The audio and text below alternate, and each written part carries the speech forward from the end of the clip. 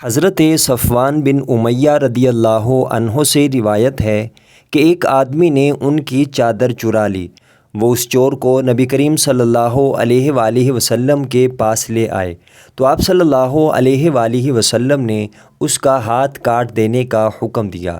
انہوں نے کہا، اے اللہ کے رسول صلی اللہ علیہ وآلہ وسلم، میں نے اس کو معاف کر دیا۔ آپ صلی اللہ علیہ وآلہ وسلم نے فرمایا، ابو وہب، معاف ہی کرنا تھا تو ہمارے پاس لانے سے پہلے کیوں معاف نہ کر دیا؟ پھر رسول اللہ صلی اللہ علیہ وآلہ وسلم نے اس کا ہاتھ کاٹ دیا۔ سنن نسائی حدیث نمبر 4882۔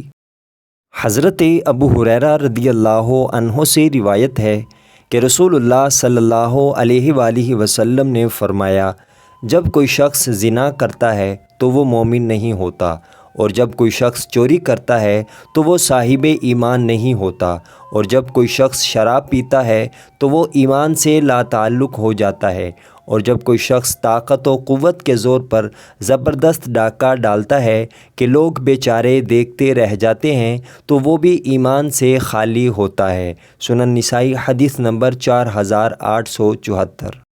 حضرت ابو ہریرہ رضی اللہ عنہ سے روایت ہے کہ نبی کریم صلی اللہ علیہ وآلہ وسلم نے فرمایا، زانی جب زنا کرتا ہے تو مومن نہیں ہوتا، چور جب چوری کرتا ہے تو مومن نہیں ہوتا، اور شرابی جب شراب پیتا ہے تو مومن نہیں ہوتا، البتہ توبہ پھر بھی ہو سکتی ہے۔ سنن نسائی حدیث نمبر 4875۔